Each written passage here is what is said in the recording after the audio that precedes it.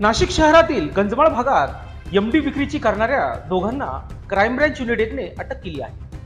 नाशिक शहरात अंमली पदार्थ विक्री करणाऱ्यावर व तसेच सेवन करणाऱ्यावर कडक कारवाई करण्याचे आदेश पोलीस आयुक्त संदीप कर्णिक यांनी दिले होते. क्राईम ब्रँच युनिटचे पोलीस अंमलदार राजेश राठोड यांना गुप्त बातमीदारामार्फत फारुख शेख आणि महेश शिरोळे यांच्याकडे अंमली पदार्थ असून ते पांढऱ्या रंगाच्या चारचाकी वाहनातून मसोबा वाडी शहरासमोरील मनपा गार्डन गंजमाळ या ठिकाणी एमडी या अंमली पदार्थाची विक्री करण्यास येणार असल्याची खात्रीशीर माहिती मिळाली.